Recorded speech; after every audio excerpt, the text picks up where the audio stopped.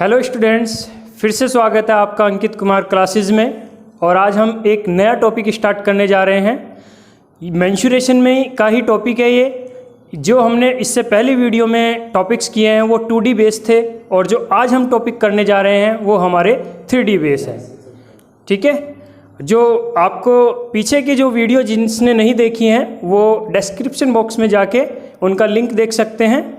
चलिए हम स्टार्ट करते हैं, 3D इमेजेस के बारे में सीखते हैं।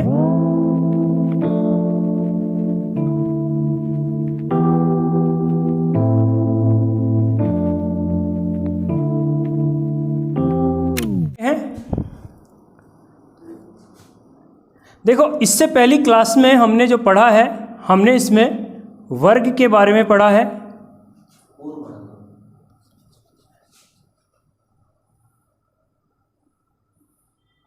वर्ग पढ़ा है हमने, आयत पढ़ा है यानी रेक्टेंगल, ये स्क्वायर हो जाएगा आपका।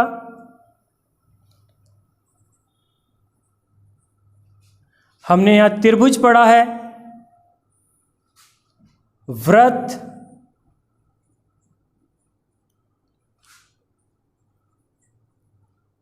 और इसमें हमने पढ़ा है समषटभुज यानी कि हेक्सागन।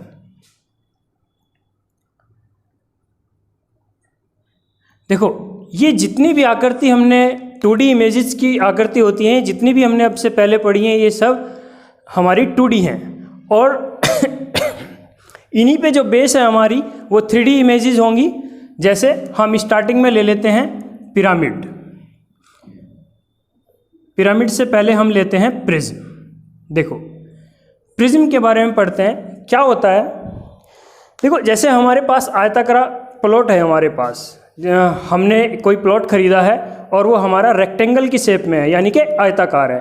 क्या होता है, जो प्लॉट होता है, जब तक हम उसकी नींव वगैरह भर देते हैं तो वो हमारा 2D इमेज में होता है, लेकिन जब उस पर हम मकान बना देते हैं और ऊपर से लेंटर डाल देते हैं तो वही हमारी 3D इमेज बन जाती है। ठीक है, तो ये 3D इमेज ही होती है। देखो कैसे, जैसे ये वर्ग है, मान लेते हैं हमारे पास वर्गाकार प्लॉट है, यानी कि हमारी जो उसकी लेंथ और ब्रेथ है वो सेम है। हम क्या करते हैं, इस वर्गाकार प्लॉट के ऊपर दीवारें खड़ी कर देते हैं और ऊपर से लेंटर डाल देते हैं। ये वर्ग, क्योंकि इसका जो बेस है ये वर्ग है, यानी कि ये हमारा ए है, ये भी ये होगा। और इसमें क्या होता है, जब ये बनता है तो ये भी हमारी, हम कोशिश करते हैं इसमें कि ये हाइट भी हमारी ए ही होती है। ठीक है, इसी तरह से अगर हमारा जो आयत है उसको लेते हैं, अगर हम आयताकार प्लॉट है हमारा है और हम उसके ऊपर दीवारें खड़ी करते हैं, ये कुछ इस तरह से बनेगा। जैसे मैच बॉक्स होता है, यानी कि माचिस होती है ना हमारी, उस तरह की, वो भी हमारी रेक्टेंगल शेप में ही होती है। उसका जो बेस होता है वो रेक्टेंगल होता है। ठीक है, इसके बाद अगर वो त्रिभुज, उसका बेस त्रिभुज है तो इसकी आकृति हम कुछ इस तरह से लेंगे। मैं इसमें ऐसे बना रहा हूँ, ये। ठीक है, बेस हमारा ये है और ऊपर हाइट तक ये ऐसे होगा। ऐसे ही वृत्त लेते हैं,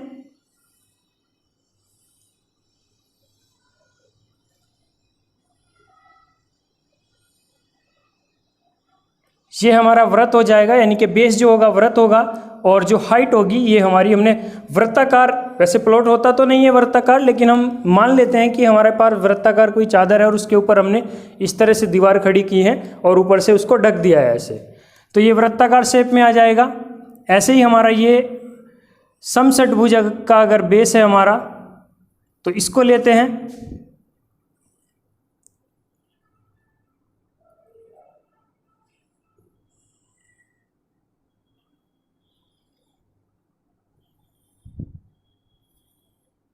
देखिए किस तरह की आकृति मिलेगी हमें।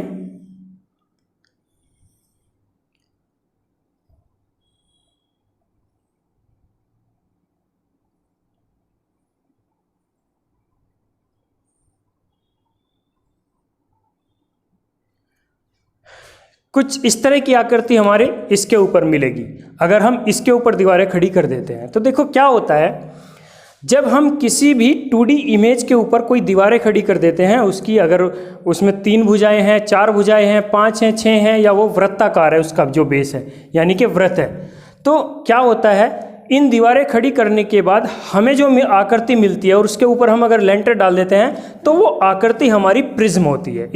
इन सभी आकृतियों को हम प्रिज्म बोलते हैं। बस हमने इनको कुछ आकृति इनमें से ऐसी हैं जिनको हमने स्पेशल नाम दिया हुआ है। जैसे इस आकृति को हम क्या बोलते हैं, घन यानी कि क्यूब। इसको हम क्या बोलते हैं, घनाभ। इसको हम क्या बोलते हैं, बेलन। तो आयतन का जो चैप्टर है आपका वॉल्यूम वाला, उसमें हम इन 3 आकृतियों को पढ़ते हैं। 2 आकृतियां और भी हैं, लेकिन फिलहाल मैं इसके बारे में बता रहा हूं आपको। बाकी जो ये आकृतियां हैं आपकी, इनको हम प्रिज्म ही बोलते हैं। हालांकि ये सभी आकृति हमारी प्रिज्म है। कहने का मतलब ये है कि जैसे ही आपने 2D इमेज के ऊपर दीवारें खड़ी की और उस पर लेंटर डाल दिया तो वो आकृति आपकी प्रिज्म बन जाती है। और प्रिज्म का इसमें 2 चीज़ें होती हैं हमारी। क्या, एक तो होता है क्या कि इसमें इसका वॉल्यूम यानी कि आयतन निकालना होता है हमें। वॉल्यूम क्या होता है कि कितनी चीज़ इसके अंदर भरी जा सकती है, यानी कि इसके अंदर कितने लीटर पानी आएगा, इसके अंदर कितने घन मीटर हवा आएगी, या कोई भी चीज़ हम इस तरह की ले सकते हैं लिक्विड फॉर्म में या जिस तरह भी लेंगे, ठीक है। तो आयतन यानी कि इसके अंदर कितनी चीज़ भरी जा सकती है। तो आयतन क्या होता है हमारा, आयतन के बारे में जानते हैं। आयतन, देखो प्रिज्म का आयतन निकालने के लिए यानी कि वॉल्यूम क्या होता है, आधार का क्षेत्रफल और गुना ऊंचाई। देखो ये मैं क्यों बता रहा हूं आपको, देखो आपको बेलन का आयतन यानी कि सिलेंडर, आपको घनाभ का आयतन और आपको घन का आयतन, ये अलग से तैयार करने की ज़रूरत नहीं है। ये सब इसी फॉर्मूले से निकल के आ जाएंगी। चाहे वो प्रिज्म का आयतन है, इस वाले प्रिज्म का आयतन है, या इस वाले प्रिज्म का आयतन है, इससे कोई फ़र्क नहीं पड़ेगा। ये जितने भी आपको इमेजेस दिख रही हैं या इससे भी कोई अलग इमेज आपके सामने आ जाती है तो वो प्रिज्म कहलाएगी, इस तरह की इमेज। और इसका जो आयतन निकालते हैं हम आधार का क्षेत्रफल गुना ऊंचाई से निकालते हैं। जैसे हम एग्जाम्पल लेते हैं, बेलन ले लेते हैं। बेलन में ये क्या होता है, यहाँ से यहाँ तक त्रिज्या होती है और यहाँ से यहाँ तक ये ऊंचाई होती है, ठीक है। तो बेलन का आयतन जो आपने पढ़ा होगा वो कितना होता है आपका आयतन,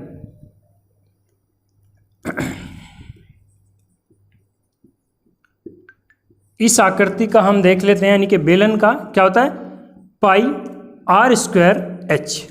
अब ये पाई आर स्क्वायर एच आयतन कहाँ से आया है देखते हैं अभी। देखो इस फॉर्मूले से आया है। हमारा जो आयतन होता है वो कैसे निकलता है, आधार का क्षेत्रफल गुना ऊंचाई। आधार क्या है इसमें हमारा, इसमें है जो हमारा आधार है वो एक वृत्त है। और वृत्त जब आधार है तो वृत्त का क्षेत्रफल क्या होता है, पाई आर स्क्वायर। क्लियर है, ये आधार का क्षेत्रफल हुआ। और आयतन निकालने के लिए गुना ऊंचाई यानी कि गुना एच। तो क्या बन जाएगा, पाई आर स्क्वायर एच बन जाएगा। क्लियर है, आइए बात समझ में, ठीक है। ऐसे हम इसका आयतन ले लेते हैं घनाभ का। देखो घनाभ का आयतन,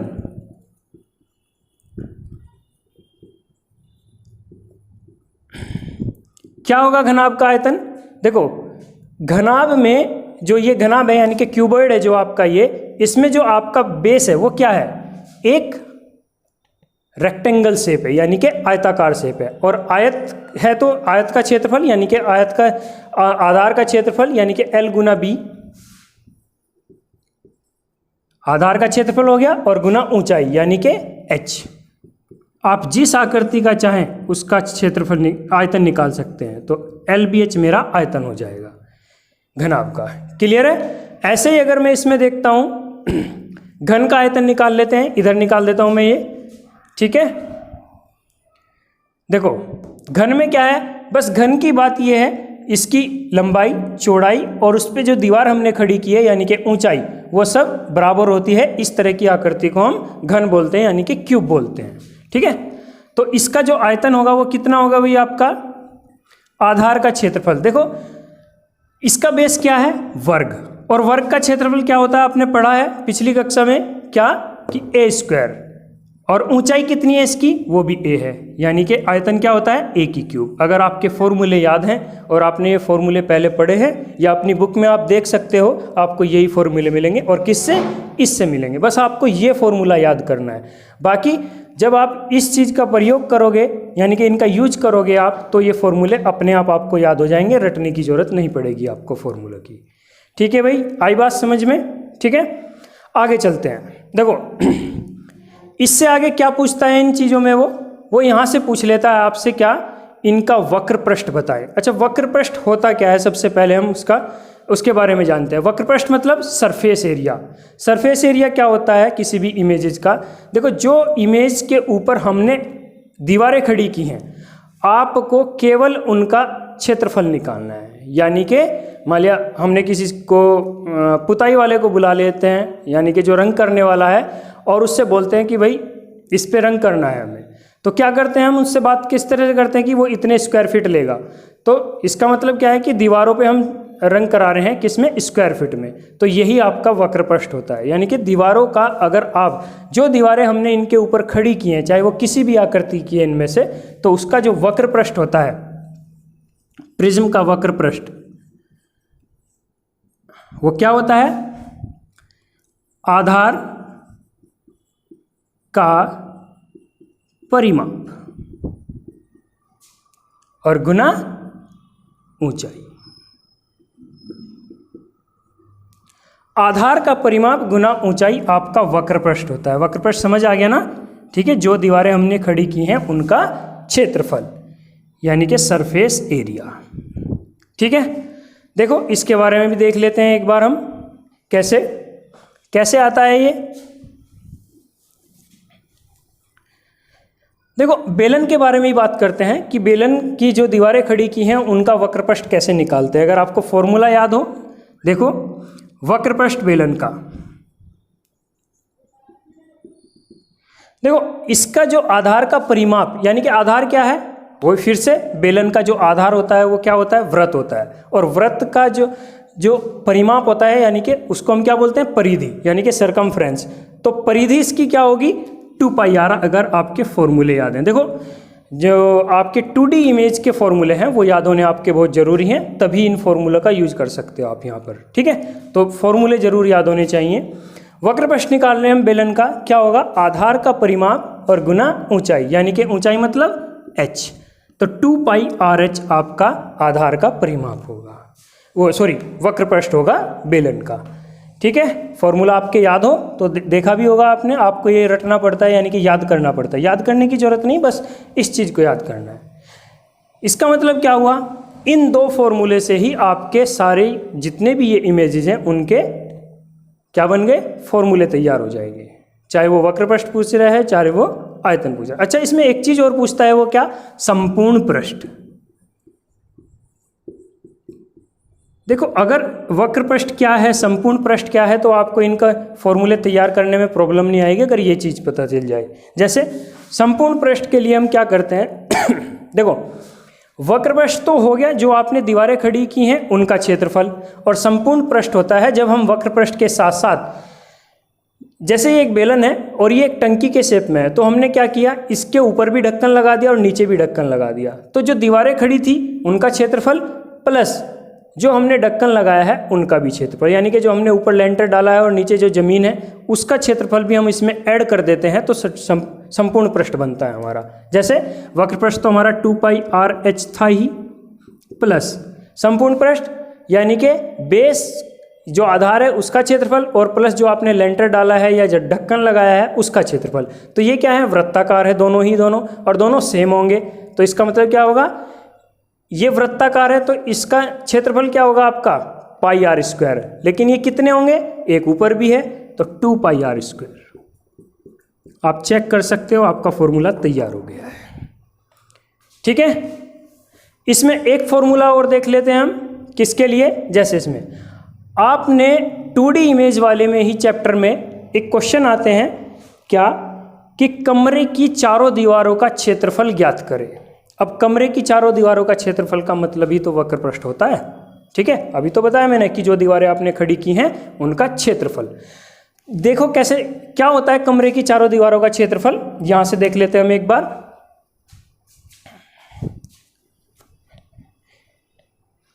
कमरे की चारों दीवारों का जो क्षेत्रफल होता है आपका,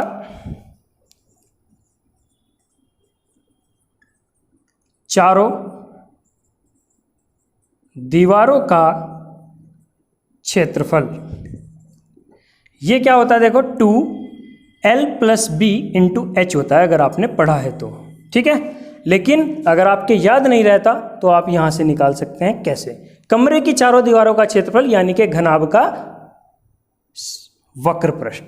वक्र पृष्ठ मतलब देखो यहां से आते हैं, क्या होगा? आधार का परिमाप। परिमाप क्या है इसका? मेरी यहाँ पे कमरे की जो बेस होता है वो क्या होता है? मेरा एक आयत होता है, और आयत का परिमाप क्या होता है? 2L+B, ये होता है ना परिमाप, और गुना ऊंचाई। तो यानी कि कमरे की चारों दीवारों का जो क्षेत्रफल है, ये फॉर्मूला यहाँ से बना है, क्योंकि वो वक्र पृष्ठ ही होता है, ठीक है, वो अलग से कोई इमेजेस नहीं है आपकी। समझ आया है?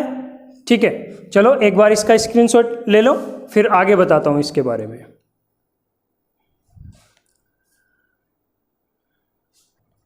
चलिए ठीक है, देखो इसमें क्या है आपका, मैंने आपको बताया कि इन दो फॉर्मूले से ही आपके इन सब के फॉर्मूले तैयार हो जाएंगे। लेकिन आपको क्या है, जो आपने 2D इमेज पढ़ी है इनसे पहले, इनके फॉर्मूले भी आपको याद होने चाहिए, तभी ये फॉर्मूले इनकी मदद से आप बना सकते हो।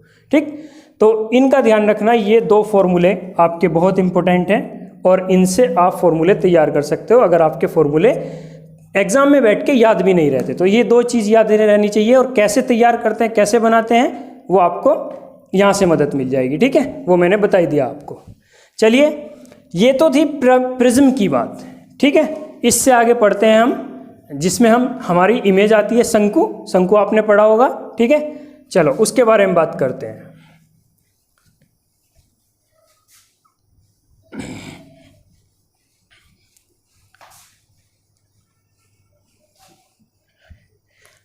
देखो अभी जो हमने इमेजेस पढ़ी हैं वो कौन सी थी? आपकी सभी इमेजेस प्रिज्म कहलाती हैं, ठीक है। लेकिन जो हम अब इमेज पढ़ रहे हैं इसके बारे में देखते हैं। देखो वहाँ क्या था, वहाँ हमने सीधी दीवारें खड़ी करके लेंटर डाला था, लेकिन यहाँ क्या कर रहे हैं हम? यहाँ हम तिरछी दीवारें खड़ी कर रहे हैं, नीचे से ही तिरछी दीवारें ले जा रहे हैं। जैसे मंदिर ऊपर जाकर ऐसे गुंबद बनती है ना, वो ये चीज, ठीक है। ये स्क्वायर शेप में हो गया, ये आपका रेक्टेंगल बेस हो गया मेरा, इसका जो बेस हो गया वो मेरा आयत हो गया, यानी कि ये मेरा वर्ग, इसका बेस मेरा क्या हो गया? ये मेरी आयत, ठीक है। ये जो मैं यहाँ से ले रहा हूँ इसके सेंटर से, ये मेरी हाइट है पूरी। इसके बाद हम सर्किल के ऊपर देखते हैं।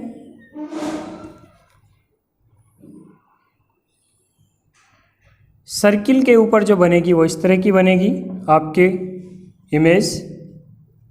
ये किस तरह की इमेज है? जैसे बर्थडे कैप होती है, ठीक है। और इसी आकृति को हम क्या बोलते हैं? शंकु, यानी कि कोण, ठीक है। त्रिभुज के ऊपर देख लेते हैं हम।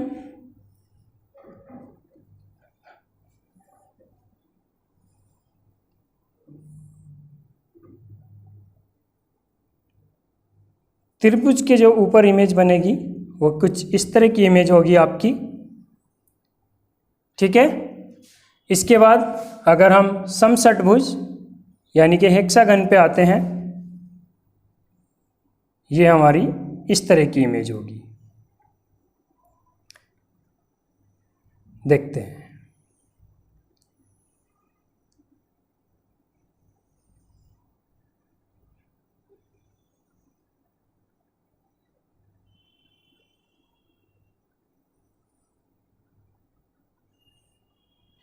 ठीक है भाई, देखो ये इस तरह की इमेज बनी है हमारी इनके ऊपर, ठीक है। बेस मैंने ये आपको नॉर्मल बताए हैं, और भी बेस हो सकते हैं कुछ भी। इन सभी आकृति को हम बोलते हैं पिरामिड, क्या बोलते हैं? पिरामिड। जैसे मिस्र के पिरामिड होते हैं, ठीक है, आपने देखा होगा, वो स्क्वायर शेप में भी है, उनका जो बेस है वो ऐसे चले हुए हैं, इस तरह से रेक्टेंगल शेप में हो सकते हैं, ठीक है, ये इस तरह से हो सकते हैं, लेकिन इस आकृति को हम शंकु बोलते हैं, जो हम आयतन यानी कि वॉल्यूम वाले चैप्टर में अब यहाँ पे पढ़ते हैं अपनी बुक के अंदर, ठीक है। और ये बाकी जो इमेजेस हैं ये सब पिरामिड कहलाती हैं आपकी। क्लियर है? देखो प्रिज्म और पिरामिड में क्या अंतर है? प्रिज्म होगा आपका, जो मैंने बताया है, सीधी दीवारें खड़ी करके लेंटर डाल देना, ठीक है, और पिरामिड होता है मेरा जब यहाँ पर ये चोंच बन जाएगी आपकी ऊपर जाके, इस तरह से मिलेगा। क्लियर? तो ये हमारा पिरामिड होगा। अब देखो इनके लिए भी मैं वही दो फॉर्मूले लिखवाऊंगा, ठीक है, उसके बारे में बात करते हैं। थोड़ी सी एक बात और कर लेते हैं इसके बारे में हम। देखो इसमें जो वहाँ पर जो थी हमारी हाइट थी, वो हमारी एक तरह की हाइट थी जो हमारी परपेंडिकुलर यानी कि लंबवत हाइट थी, लंबवत बोलते हैं उसको हम। लेकिन यहाँ पर जो लंबवत हाइट है वो ये वाली है जो बीच में मैंने सेंटर डाला है, यानी कि ये और ये। यहाँ पे हमारी इस आकृति में दो तरह की लंबाई होती है, इसको हम L से डिनोट करते हैं, ठीक है, ये हमारी R हो जाएगी, ठीक। लेकिन इस आकृति में हमारी कौन कौन सी होती हैं? तीन ऊंचाई होती हैं। एक तो ये लंबवत हो गई, एक हमारी जो ये यहाँ से जा रही है शीर्ष से, यानी कि इसके कोने से जा रही है, इसको हम कोणीय ऊंचाई बोलते हैं, और एक यहाँ सेंटर से जाती है, इसको हम बोलते हैं तिर्यक ऊंचाई, ठीक है। जो हमारी सेंटर से जाएगी वो क्या होती है? ये तिर्यक ऊंचाई होगी हमारी, ठीक है। जैसे ये भी हमारी तिर्यक ऊंचाई है। क्लियर? चलो देखते हैं इनके फॉर्मूले के बारे में।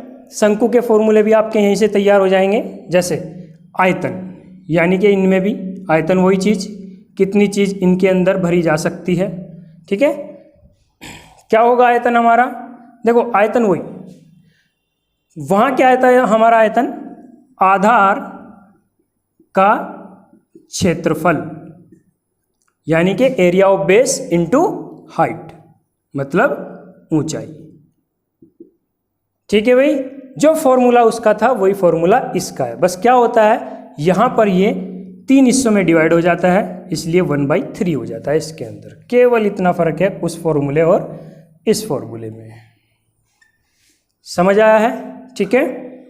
इसके बाद हम यहाँ पे वही चीज़ वक्र पृष्ठ की बात करते हैं। अगर हम वक्र पृष्ठ की बात करें तो क्या होगा? इसके फॉर्मूले में ये आधार का परिमाप गुना तिर्यक ऊंचाई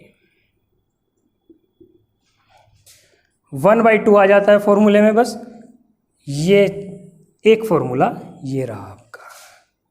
बस 2 फॉर्मूले मैंने पहले कराए हैं, एक फॉर्मूला 2 फॉर्मूले ये रहे आपके। ये 4 फॉर्मूले आपके याद होते ही आपका लगभग 80% के आसपास आपका जो वॉल्यूम चैप्टर है वो ख़त्म हो जाएगा। साथ साथ प्रिज्म भी इसके साथ ख़त्म ही हो जाएगा, ठीक है। बस इन पे आपको कमांड करनी है। जैसे यहाँ हम किसको ले सकते हैं? शंकु, यानी कि कोण को ले सकते हैं। जैसे आयतन की बात करते हैं, फॉर्मूले का यूज करेंगे। देखो आपको याद करने की ज़रूरत नहीं है। क्या? 1/3 πr² इंटू एच, ठीक है। नहीं, क्या करना है? आयतन हमारा होगा 1/3, शंकु के बारे में बात कर रहे हैं, ठीक है।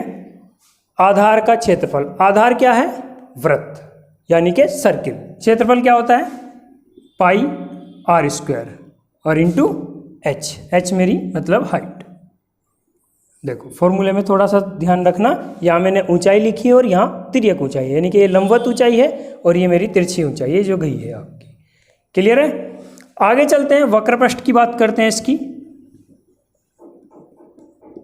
वक्र पृष्ठ क्या होता है? देखो 1/2 आधार का परिमाप, यानी कि वृत्त की परिधि 2πr और इंटू तिर्यक ऊंचाई यानी कि L। 2 से 2 खत्म, क्या आया? πr/L। यही तो होता है πr/L। क्लियर है? अब इसके संपूर्ण पृष्ठ की बात करते हैं। शंकु का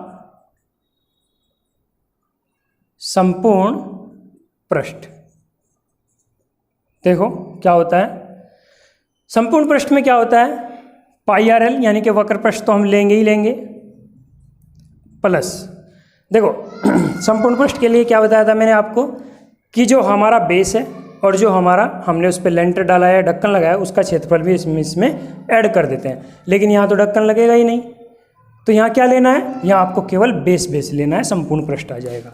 संपूर्ण पृष्ठ यानी कि बेस क्या है मेरा, पाई आर स्क्वायर।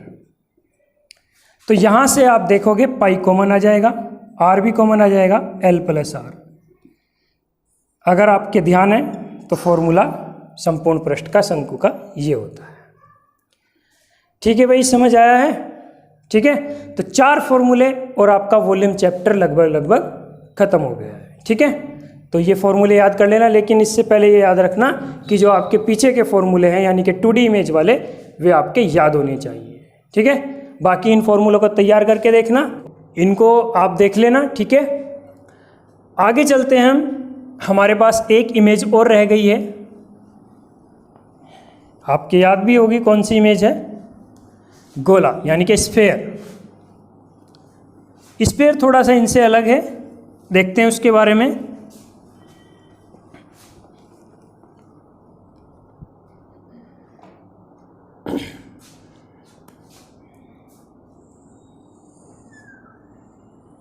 गोला, देखो गोला और व्रत, हालांकि ये आपको व्रत ही लग रहा होगा क्योंकि वो मैंने व्रत बनाया है और ये भी मेरा व्रत की तरह ही बना है, लेकिन देखो यहाँ तो ये ऐसे ही दिखाई देंगे लेकिन इन दोनों आकृतियों में क्या फ़र्क होता है, बस देखो इसमें क्या होता है, ये जो व्रत है, जैसे हमने एक चूड़ी ली, चूड़ी होती है ना पहनने की, तो या कंगन हुआ, उसको हमने रखा और अपनी कॉपी पे या फिर जो हमारा बोर्ड है उसके ऊपर हमने उसके यहाँ रखे ऐसे खींच दिया, तो ये मेरा बनेगा व्रत। ठीक है, या आपने कंपास वगैरह लिया और उससे आपने इसका व्रत बना दिया। ठीक है, लेकिन गोला जो होता है हमारा, जैसे बैरिंग होता है, पहिया होता है, उसके अंदर गोली होती है छोटी छोटी, या फिर हमारा कंचा होता है, या हमारी बॉल होती है, ये क्या है हमारे, ये गोले हैं। ठीक है, तो ये जितने भी तो गोला इस तरह का होगा, इसमें ठोस हो सकता है, जैसे बॉल है। कंचा हम अगर देखें तो कंचा हमारा क्या होता है, ठोस होता है बिल्कुल, लेकिन अगर बॉल देखें हम, जैसे हम रबड़ वाली बॉल ले लेते हैं तो क्या होती है, वो अंदर से खोखली होती है, तो ये खोखला गोला हो जाएगा हमारा। लेकिन हम इसके पहले गोले के बारे में पढ़ते हैं, वो तो क्वेश्चन में डिस्कशन करने की खोखला गोला और ठोस गोला किस तरह से। ठीक है, देखो इसको हम ठोस ही गोला मान के चलते हैं। ये हमारी क्या होती है, सेंटर से अगर हम आए तो ये हमारी रेडियस है यानी कि त्रिज्या, ये यहाँ से यहाँ तक भी हो सकती है और यहाँ से यहाँ तक भी त्रिज्या है, यानी कि ये इसका पूरा व्यास है और इसका व्यास ही इसकी हाइट होती है। ठीक है, गोले की ऊंचाई कभी कभी क्वेश्चन में पूछ लेता है, पूछ क्या लेता है, दे देता है कि गोले की शंकु की ऊंचाई बराबर है। इसका मतलब क्या है कि जो शंकु की ऊंचाई है वो गोले की त्रिज्या का दुगना है। ठीक है, चलिए देखो इसमें आयतन पूछता है, वो क्या होता है, 4/3 पाई आर की क्यूब। ठीक है, इसमें अगर देखो इसमें क्या होगा, इसका बेस कहीं भी नहीं है यहाँ से, तो इसमें वक्र पृष्ठ, वक्र या फिर संपूर्ण पृष्ठ, वो कुछ भी कह दे इनमें से, फॉर्मूला आपको यही लगाना है, क्या, 4 पाई आर स्क्वायर। तो इसके 2 फॉर्मूले हैं ये, इनको देख लेना आप। ठीक है, एक आयतन वाला और एक वक्र पृष्ठ या संपूर्ण पृष्ठ वाला। लेकिन इसी में ही एक होता है हमारा अर्धगोला, मतलब सेमीस्फेयर। ये किस तरह का होगा आपका, ये आपका इस तरह का हो जाएगा। ठीक है, यहाँ से यहाँ तक इसकी त्रिज्या होगी।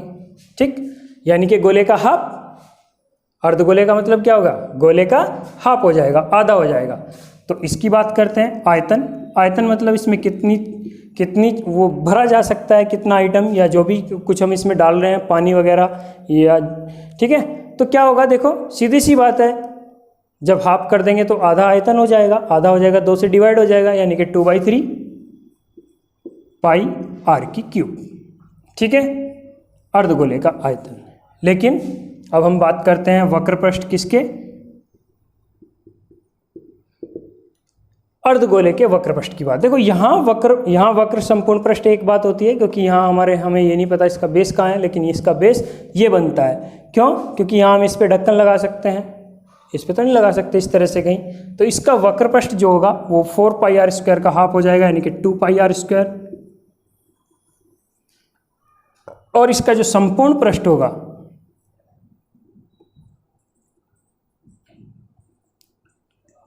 ये होगा, देखो वक्र पृष्ठ तो आना ही आना है आपका, प्लस ये जब हम हाफ कर देंगे तो ऊपर की तरफ एक गोलाकार यानी कि वृत्ताकार आकृति मिलेगी, तो उसका जो क्षेत्रफल होता है πr² होगा, यानी कि 3πr² आपका अर्धगोले का संपूर्ण पृष्ठ होता है।